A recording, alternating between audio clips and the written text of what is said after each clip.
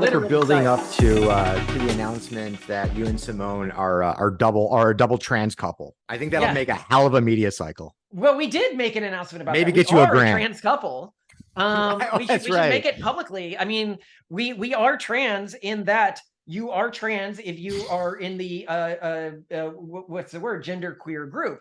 We don't care what gender we are, and for that reason, we would be considered agender. Agender by all of the major alphabet soup organizations is considered a form of gender queer, which is considered a form of trans. So we would be considered a double trans couple. You saw that episode where we've mentioned that before. Yeah. Oh yeah. And I like it's it. It's interesting fun.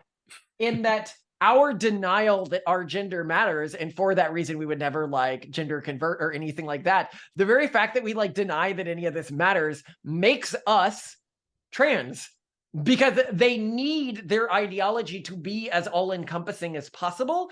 If the way that you achieve status within their hierarchy is by how discriminated you are, because this is true, like this is how they mark status. And well, then how do you convert, straight white men, or sorry, when I mean straight white men who want to sleep with women? Well, you just tell them that they can be trans now. And they're like, yeah, but I don't really feel like I'm a different gender. They're like, oh, that's not necessary to be trans anymore. Now you just need to like not care that you're a man, and you become agender, and now you're trans, and you get at the top of our new status hierarchy.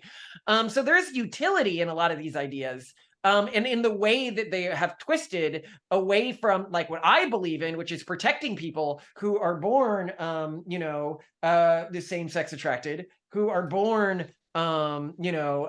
believing they are in the wrong body. But I think that there are many ways you can protect these individuals beyond forcing them to engage with their sexuality in the way that the progressive culture affirms. So an example here would be, if you're born gay in Islamic society, they're like, okay, well, you should gender transition.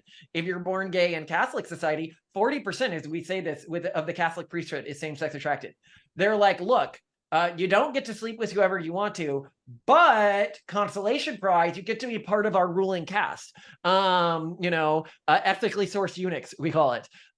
So there's many different cultural ways of relating to some of these things, and I want people to feel they have a choice between which pathway they choose, and understand that none of the pathways are intrinsically evil. Like, these different cultures came to adopt these strategies for reasons, and I don't think that we should shame them. I think that people should be allowed to choose to be, gay or trans in a progressive context, but they should also be allowed to say, look, I am same-sex attractive, but that means I join the priesthood and I exercise self-control around that, and I should not be shamed for doing this.